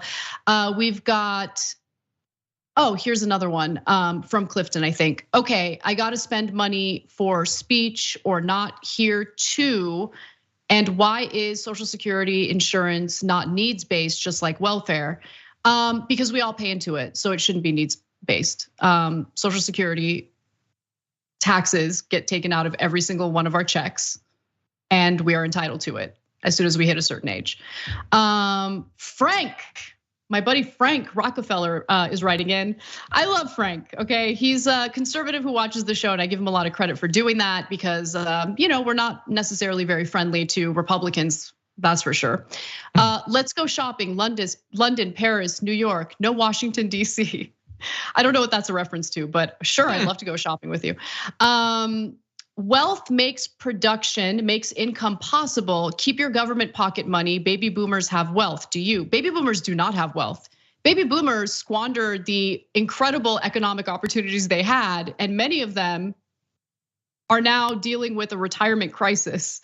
So that's a funny thing to say, but also more than young generations. Yeah. Well, young generations are absolutely screwed. I mean, they didn't have the same economic opportunities and have been unable to save much for their retirements. But I just want to note that what Frank is mentioning there is when he says wealth makes production, makes income possible, that's trickle down economics. And we've been sold that nonsense for decades now. Obviously, the wealth has not trickled down. Inequality has exploded in recent decades, and that trend is not stopping. So people just aren't buying it. I'm not buying it. Let's get back to the show.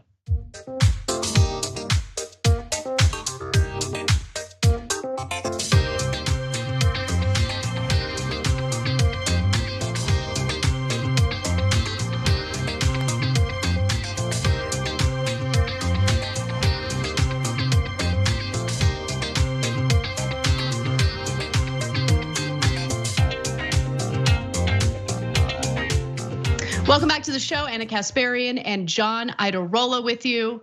John, are you ready to hear what the American people are saying about minimum wage? Almost. Well, too bad. We're gonna get right into it. Let's talk about it. So, thanks to inflation. What was that? Thanks to inflation. It's when inflation invades the nation. Well, that has happened. So, thanks to inflation and the rising costs associated with just living here in the United States, the fight for a $15 an hour minimum wage has been revised to a number that I think makes a lot more sense, $20 an hour. Now, in fact, there is overwhelming support for raising the federal minimum wage to that amount, and that's according to a new study that was done by Data for Progress. Here's what we know based on the results of this survey. 74% of voters support raising the federal minimum wage to $20 an hour. That's almost 3 times the current level of the abysmal $7.25 an hour. A majority of 50% of respondents said they strongly support the proposal, while 24% said they somewhat support it. Truth out, you got to get it together. That makes no sense. Yeah. 50% is not the majority. 50% is half of the respondents, but nonetheless. Maybe they're rounding. Maybe. Look, regardless of whether it's 50 or 51 combined with the 24, that's again overwhelming. I'm actually very surprised because that has to include a very significant number of Republicans or people who say they're independents but are conservatives or whatever. And that's really impressive. You would think based on that you might see some politicians actually campaigning on that, and you actually see very few. Bernie Sanders was just doing some sort of organizing thing for, I think in that case it was a $17 minimum wage just in the last couple of days. But how many politicians can you think of that have campaigned on anything like that? Some of the Democrats in the last election finally got around to $15 an hour after mocking anyone who was pushing for that for the last 4 years or so.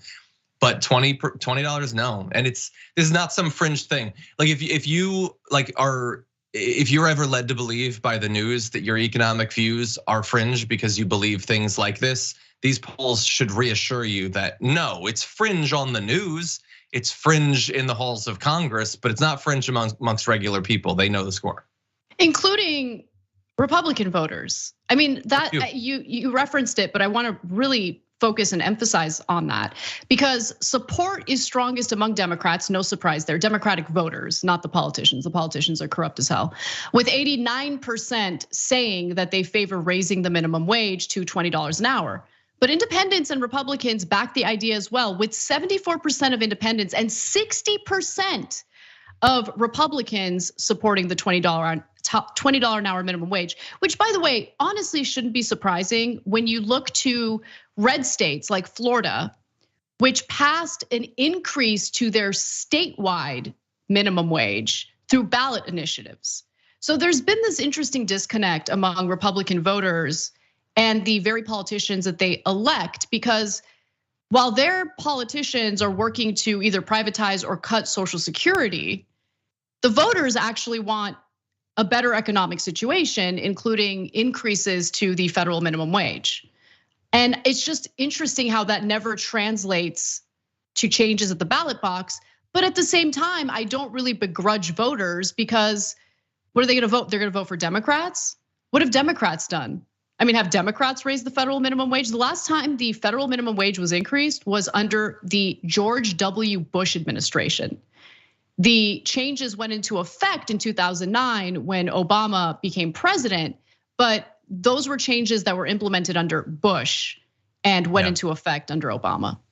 Well, yeah, and look, there was a vote thanks to Bernie Sanders in the initial few months of Biden's first term, and that didn't work. Like the proximal reason is because of Kyrsten Sinema's thumbs down or whatever, but if not for her, it's possible that there would have been some other Democrat that stopped it from happening. But at the very least, you would hope that in the wake of that, you would have had every Democrat publicly attacking Kyrsten Sinema for being against something so reasonable. This was not $20 an hour that was being voted on. It was significantly lower, and she still opposed it. And despite the fact that many in the news wouldn't talk about it, and I don't remember Joe Biden going on a national tour to put pressure on her and Joe Manchin. No, people still he complimented them. He complimented them. Exactly. Yep. He decided that there should be no cost to what they did. And he made sure as president that there was no high profile, high level cost to it. No criticism. I don't even know that they would have cared about that, but that at least would have been a sign from Joe Biden that he meant when he said that he was going to get that done as president. And when they blocked it, he didn't do anything to make it more likely that it would happen the next time. Yeah, no, you're absolutely right, because he didn't want it. I think it's pretty clear. And by the way, look, $15 an hour was what progressives were fighting for in 2016. Obviously, the cost of living has increased significantly since then. So if you really look at it, let's go to the research done by MIT in 2021. That research found that even a $15 an hour minimum wage, more than double the current minimum wage, isn't a living wage in any state in the US. Okay, you're barely making enough. In fact, if you're working a 40-hour-a-week job with the current federal minimum wage, you earn about $1,300 a month. That's it. That's it. $1,300 a month. How are people supposed to live on that? They can't. So obviously the current federal minimum wage isn't enough. Even a $15 an hour minimum wage isn't enough. And that's according to researchers at MIT. And so Congress is not on board, okay? The push to raise minimum wage was also thwarted in Congress last year, as John alluded to. And yes, the $15 an hour minimum wage is dead for now, thanks to Democrats like Manchin and Sinema, who of course, Joe Biden continues to give cookies to. So through the debt ceiling negotiations, Senator Joe Manchin, who torpedoed Biden's agenda, gets a massive handout in the form of fast tracking a natural gas pipeline that will run through the state of West Virginia, a project that will benefit him, a project that Manchin has been wanting. Biden's given it to him. So you torpedo Biden's agenda and you get rewarded. It's because Biden never really wanted it. He just didn't. Anyway, all right, let's move on to some other news, some fun news. Talking Smackanany. Is that a good one? Is that a good one, John? You like that? It's not bad. Thank you. All right. Donald Trump has launched a war, an attack against his former White House press secretary, Kayleigh McEnany, after she egregiously discussed the results of a poll he didn't like on Fox News. So let's watch the, apparently awful segment that McEnany was part of, and then we'll fill in the blanks. I think you're going to see this all come to head here in Iowa, and then Thursday, of course, it's going to be a big deal. And the Desantis team would say, we just had polling come out that shows we closed the gap by 9 points since we announced in Iowa. Still, Trump's hugely ahead, but they say they're closing the gap. That's their argument. She just said, still, Trump is hugely ahead. Now, for normal people, like me, for instance, if I were running for president of the United States, if I were in the middle of a primary, if I was polling ahead significantly, I would be elated. I'd be very happy, but not Trump, not Trump. So it seems that the poll that McEnany is referring to is this one. It's a poll out of Iowa that shows that Trump is doing well, okay? So according to that poll, Trump is leading the pack at 54%. This is between April 27th and April 30th. Desantis is at 20%. Now, fast forward to May 23rd through the 25th. Trump, unfortunately, well, I don't want to say unfortunately, I don't really care. They're all awful people. But Trump, unfortunately for him, lowered his lead a little bit. So he went from having 34 points on Ron DeSantis to now having 25 points, and that's what he's bitter about. But Kayleigh McEnany's just, I can't believe I'm saying this, just doing her job. She's talking about the poll results. She can't change the poll results. And while I've come to expect lies on Fox News, she didn't lie about it, but Trump's upset. So his anger was immediate. John, let me give you his statement on Truth Social, and then I want to hear what you have to say about it. Kayleigh Milktoast McEnany just gave out the wrong poll numbers on Fox News. I'm 34 points up on DeSanctimonious, not 25 up. While 25 is great, it's not 34. She knew the number was corrected upwards by the group that did the poll. The rhinos and globalists can have her. Fox News should only use real stars. I mean, you chose her as your White House press secretary. Why'd you do that if she's not a real star? Anyway, but John, what do you think about all this? Well, he chose her and then he kept her for years. Again, I would love for Trump fans to have like the absolute bare minimum ability to think about and draw natural inferences from what they're hearing. If a guy keeps picking people and keeping them for years, and then one after the other declares that they were terrible, why does he keep picking terrible people and keeping them for years? But it never gets through to them. He can keep doing this game because whether they're good or bad is not some sort of like characteristic that is drawn from like a cross section of all of their behaviors and decisions. It is entirely contingent at any particular second based on what Donald Trump thinks or says or feels. Honestly, it's probably not even a conscious thought. And they're fine with that. They like that. They don't care. Look, I was a little bit defensive, I guess, this morning when I talked about this. First of all, in that I think that Milktoast probably should be spelled that way. Like, what are we doing with the QQE?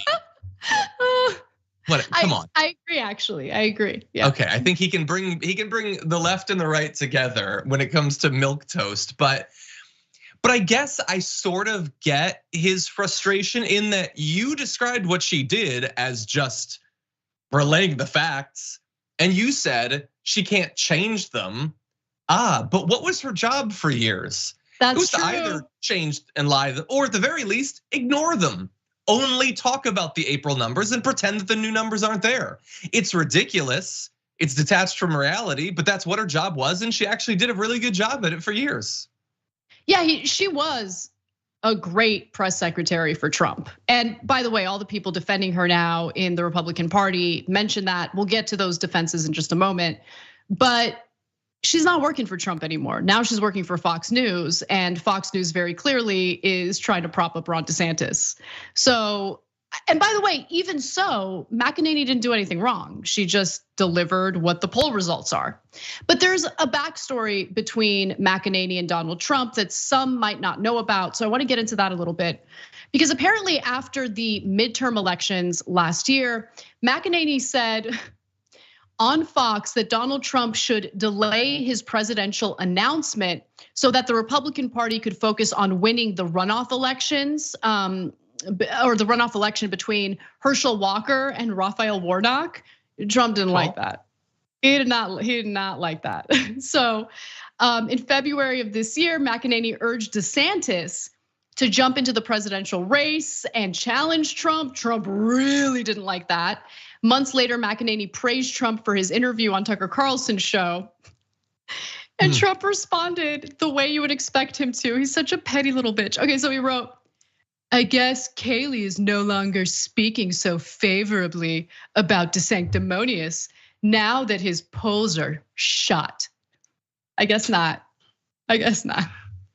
He's so sensitive. He's so delicate. Delicate former he's president just of the a United very delicate, thin-skinned little idiot.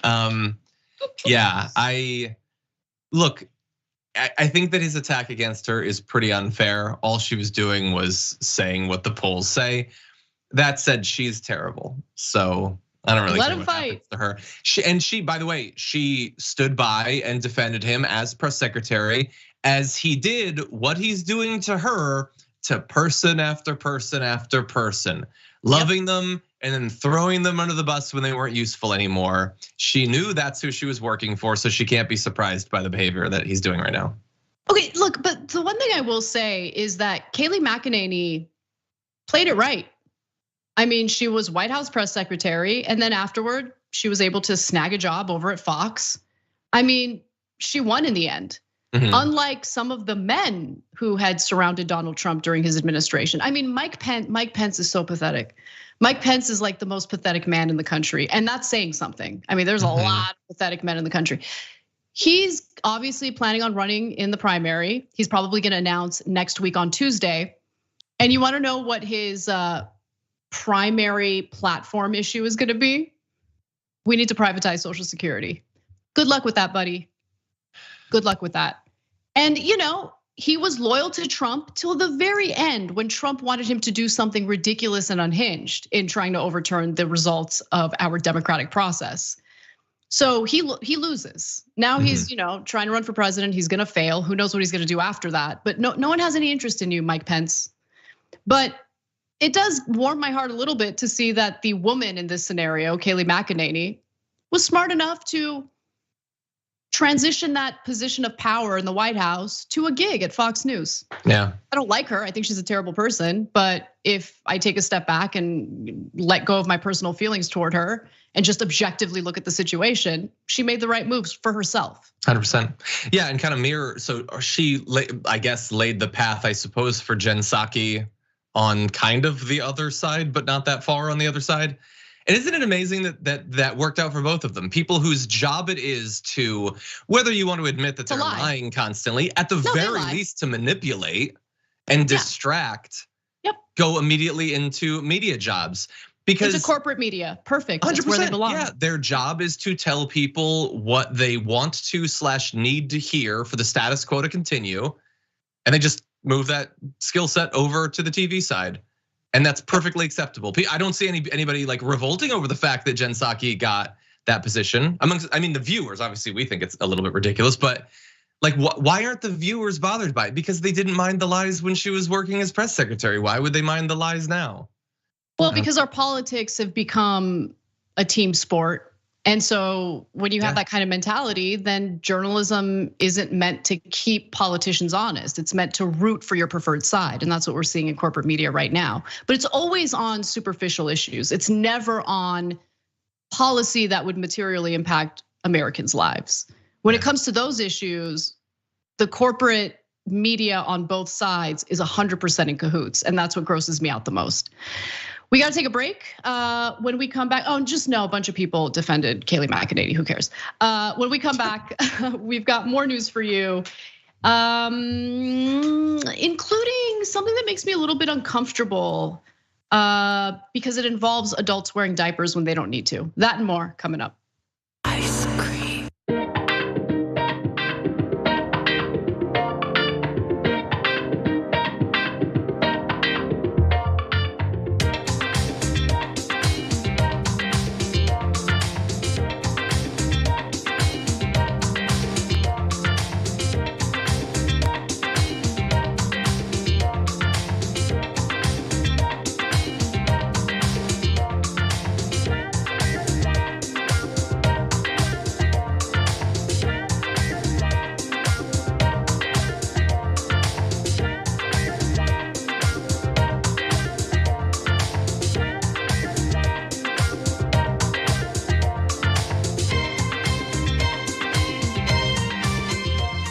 No, the members are blowing it up. They're blowing it up, John. They are blowing it up. What is it? Then we're gonna have to put it back together. Special thanks to our new YouTube members. We've got Rob Williams, Stephen Bray, Darren 35IA, Charmed Chaos, Jared Lamano, Living More Fully, Christian Ahmed, and Blondie Tay. You guys are the best. Thank you for being members. Thank you for signing on. We're gonna have a super fun bonus episode for our members today. We're gonna talk about Al Pacino having kids with very, very young women, which I don't really care about, but like I'm worried about the kids. Like if you're in your 80s, please don't have kids. It's just not good. Anyway, we'll talk about that. Okay. Box gifted 5 TYT memberships. Thank you to Box for the big bucks. Tank Girl's Pet Dragon became a member. Good healthcare is a human right, period. Totally agree with you on that. John Ross also became a member. I turned 31 this week, and it's nice to spend an evening with both Anna and John. May I have a birthday shout out, please? Hell yeah, happy birthday. Happy birthday. Everyone says that your 30s are the best. Just know that they're lying, okay? Let's move on. They were good. They were good to me. I liked them. Been the worst. I hate my 30s. I would say it sucks to be young. Mid to late 20s was the best time of my life. Hopefully I have another period of good times. Vulgar Thumbs became a member and says, Anna, Wednesdays are my favorite. You have mastered solo hour, Anna. Nicely done every time. Nice. I love that comment. I might print it out and frame it. Thank you so much for that. Constant Chaos says, all my dogs watch TYT and my baby girl, my service dog, loves when the hosts get animated. Aww. So your dogs must love Cenk. Can't get enough. Oh my God, yeah. Michael Gonzalez says, I bet Meatball Rob wears diapers. I don't know. He could start like a theory. He's super young. I didn't realize he was only 44 years old. I know, it is kind of ridiculous actually. He should start a rumor that Trump wears diapers, and he should start adding it into his ads. Conservatives are primed to be disgusted, and they don't respect that which disgusts them. So make Trump disgusting to them. It's a good point. Yeah, it's disgusting, it's underhanded, but that's what they like. It's true. Melissa Hall says, I love that all the TYT team's doggies are mutts. You know, I called my dog a mutt once, and someone got offended by that. I was like, well, then they should not be around me. Anyone, like step aside. I call my dog a mutt every 5 seconds, so don't come near me if that offends you. Box wrote in and said, I raised a family of 4 on $10,000 a year for years, not that long ago. Did you live outside? Like how is that possible? I don't know how you could make that work. If it's a single income household, $10,000 a year. If you manage to do it, you're a miracle worker. I'm sure there are other factors involved though. Anyway, let's get back to the show.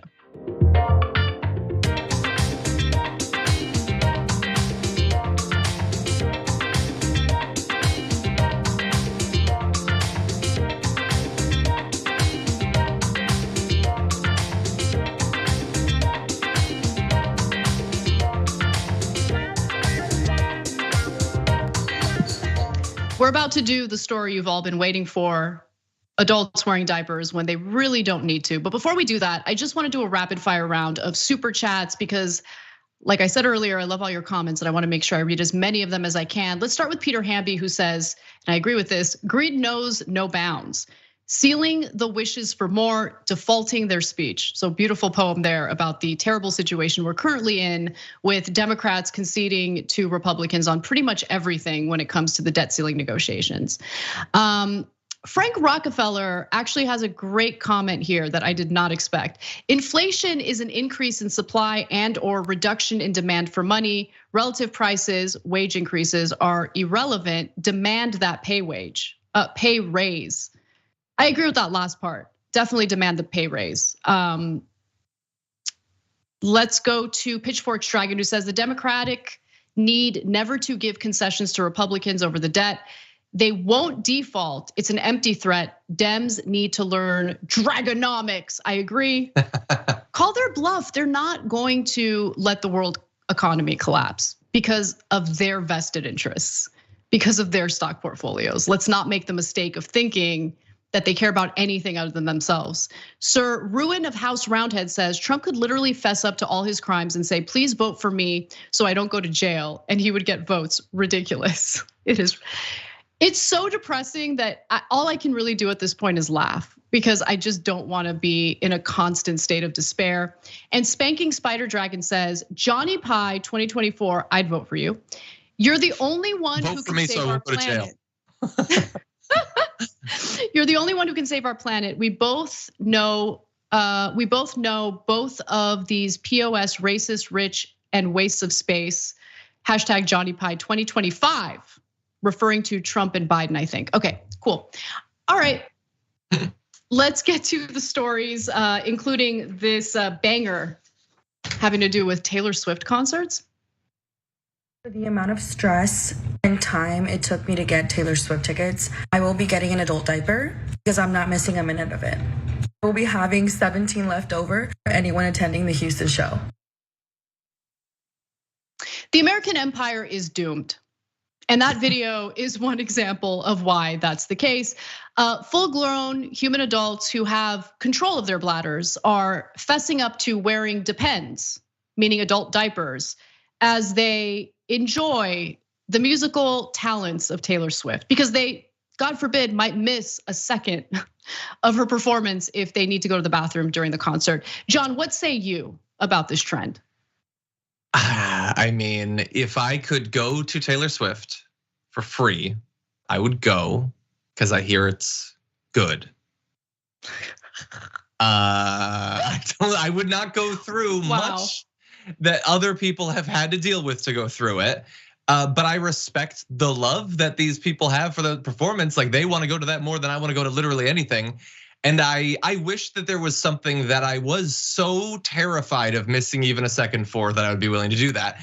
Like, look, there are worse things than wearing adult diapers. Plenty of people wear adult diapers. They get through their life perfectly fine. It's not the end of the world. Most babies I know wear diapers and they get through it.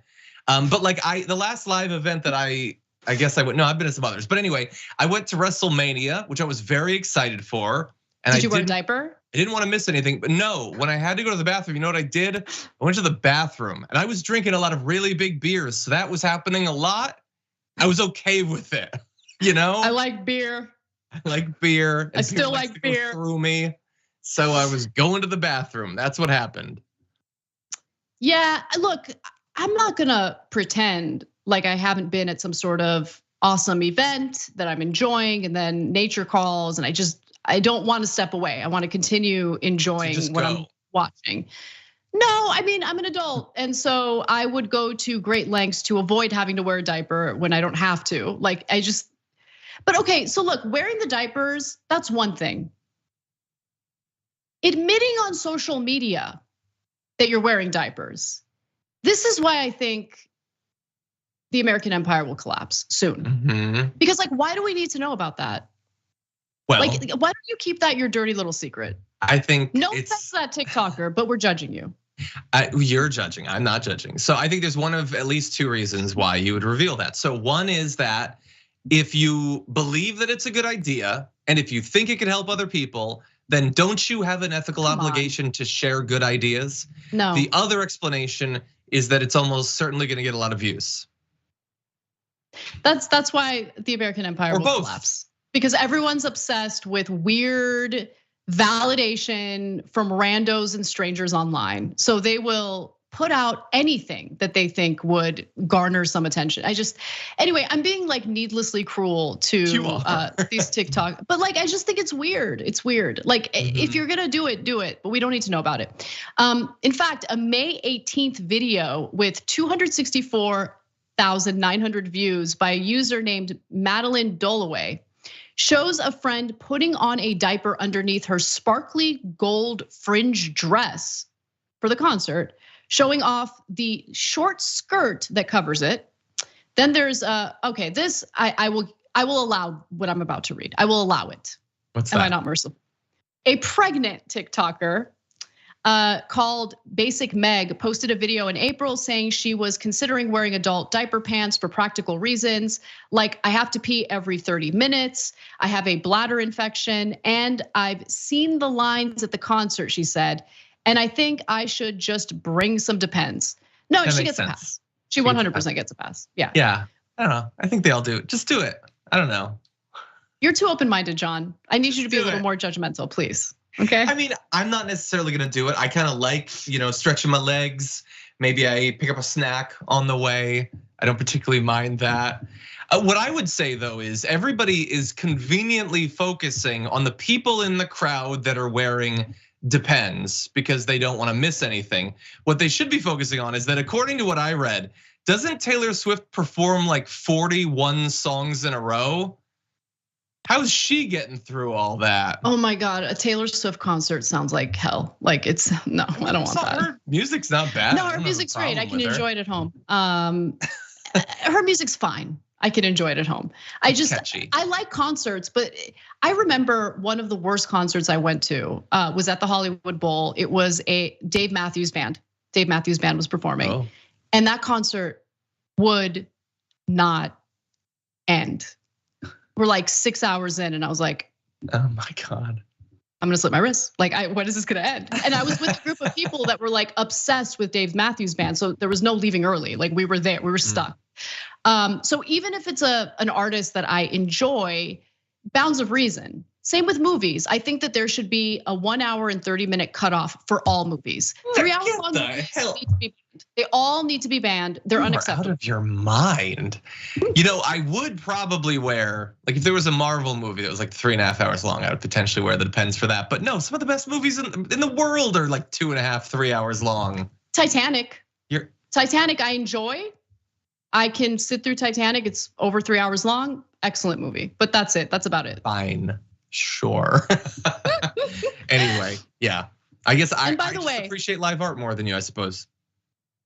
No, I love live art, but not enough to wear a diaper to consume it. You get what I'm saying? And you don't love live art more than I do. You hate concerts. You hate music. I'm going to a concert in like a couple of weeks. Can you say the same? Sort of. You want to tell I attend live theater, wrestling. I have season tickets to Angel City Football Club. I'm out there, baby, okay? Living it up post-COVID. So there's a wrestling show called That's Awesome. And I only know about it because I caught my husband watching it yesterday. And you know what? I kind of got into it.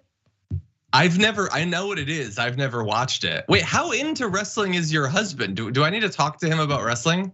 Yeah, you should. He does love wrestling. Okay, he should come over and we should watch it together. He totally should. Give me a little bit of alone time. I'm into it. Yeah, he's gonna bring Charlie. Maybe not. Maybe not. Now, I do want to draw attention to one other thing because wearing diapers at mass gatherings is not a new thing. So while I've been particularly harsh toward these TikTokers, and I apologize for that, there have been other individuals who have admitted on live national television that they are currently wearing diapers. And this ABC News video from 2016 is a good example of what I'm talking about. What is the hardest thing about coming down here for Times Square New Year's Eve? There's no bathrooms, so we're wearing diapers. You're wearing diapers? We're wearing diapers. For real? For real. Well, I guess that makes 3 of us. I had the G-string selection. It's not working out for me very well. I do not recommend. I mean, do you disagree with their plan? Their plan to watch the ball drop is mistake number 1. Well, sure, but if you're gonna do that, I would assume a very high percentage of all of the people in that crowd are wearing it. There's literally no bathroom. Oh, no. Look, if you're gonna make the mistake of caring enough to put yourself in one of the most uncomfortable situations imaginable just to watch a stupid sparkly ball drop for New Year's Eve, or to ring in the new year, then yeah, you have no choice. You either pee in your pants or you pee in your Depends. And so it depends, it really depends. And you are not in your most festive mood lately. If you make the stupid decision to watch a dumb ball drop, haven't you been to like Burning Man or Coachella or something? I have been to Coachella, but you're on drugs when you're at Coachella.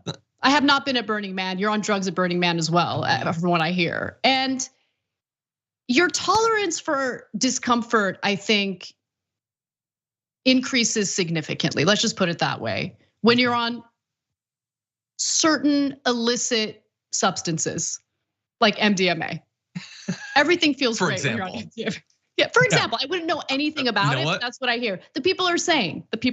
I'm gonna guess filling up a pair of Depends probably is pretty awesome on MDMA. Try it. I wouldn't know. I would not know. All right, listen, folks. The fun continues in the bonus episode for our members. So we're gonna talk about Al Pacino. He be making babies, but should he? It's gonna be a heated debate, okay? You know, John is expecting children, and he might have a soft I'm spot. 74, so. Oh my God, 90s, not 80s, 90s. Oh geez. Okay, well we'll talk about it. Okay, yeah, we will. So tyt.com/join to become a member, or you can click on that join button if you're watching us on YouTube. We're gonna have a lot of fun in the bonus episode, as we always do. Since we've got a minute left, I do want to read a few comments, including the super chat. Let's see, who wrote this? Pitchfork's Dragon says, and I have the feeling at Rolling Stones concerts, most adults there are wearing diapers. I saw the Rolling Stones back in, I wanna say 2015 in San Diego. And I think you're right. But but it makes sense. It makes sense, fair. you know? Yeah, I mean, I wouldn't be surprised if the performers at the concert, you know, it is what it is. But there's a difference between young, healthy people who don't need it and then people who enter a part of their lives when unfortunately they do. Anyway, bonus episode is next, tyt.com/join. See you there.